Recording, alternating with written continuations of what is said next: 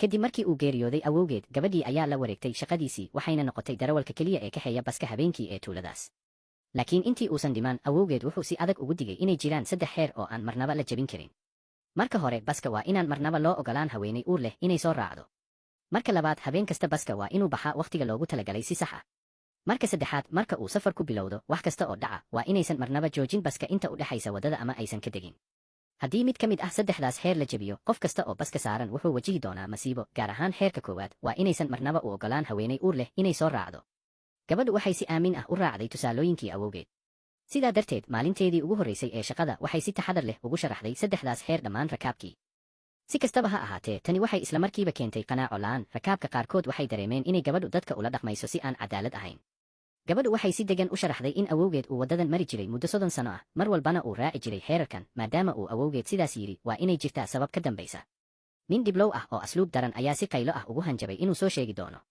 xilligaas haweeney hodan ah oo agteeda joogtay ayaa si samir la'aan ah ugu sheegtay ninka inuusan kadib dhigin raacidda baska. inkasta oo rakaabka kale ay cabasho ka qabeen xeerarkan haddana kani wuxuu ahaa baska keliya ee habeenkii ee tuulada. haddii ay seegaan ma awoodi lahaayeen inay guryahooda aadaan.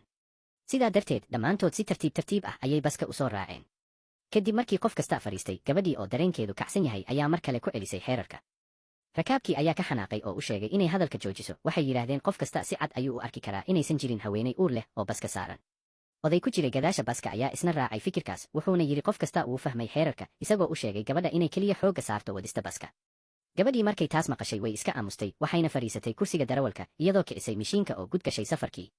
in yar kadib markii uu basku dhaqaaqay ardayad dhalasho ah ayaa si yaab leh u weydiisay gabadha waxaa dhici lahaa haddii ay dhab ahaantii jirto haweeney uur leh oo baska saaran. haweeneyda dhexe ah oo agteeda fadhiday ayaa islamarkiiba tiri waxba ma dhaceen xataa haddii ay jirto mid. waxay tiri ma aaminsana in xeerkaas uu noqon karo mid lala yaabo. ninkii dhiblowga ahaa ayaa isna soo dhex galay isagoo leh gabadhu waxay keliya isku dayaysaa inay cabsi geliso. isla wakhtigaas gabadhii ayaa si lama filaan ah u qabatay biriiga oo joojisay baska. waxay uga digtay rakaabka mar kale inayna been u sheegin. haddii ay hore u sii socdaan ma jiri doonto fursad ay hadhow kaga qoomameeyaan. ninkii dhiblowga ahaa ayaa si xanaaq leh u weydiiyey inay weligeed joogsan doonto iyo in kale. wuxuu yidhi dad yar ayaa baska saaran markaa xaggee bay haweeney uur leh ka imaan kartaa. haweenaydii hodanka ahayd waxay moodaysay in darawalku rabo inuu lacag labanlaab ah ka qaado rakaabka uurka leh. waxayna tiri waxay xataa bixin kartaa $100 oo dheeraad ah. waxayna u sheegtay darawalka inuu joojiyo shakiga badnaanta. haweeney shaqaysa oo agteeda joogtay ayaa iyaduna tiri hubaal uur ma leh. waxayna ku boorisay gabadha inay ka hayso baska. gabadhii ayaa mar kale kicisay baska waxayna si rasmi ah u gashay gudaha keynta. intii jidka lagu jiray wax walba waxay ahaayeen kuwo degan. wax aan caadi ahaynna ma dhacin. markay taas arkeen ninkii dhiblowga ahaa wuxuu sii rumaystay in gabadhu ay isku dayaysay inay cabsiyo uun.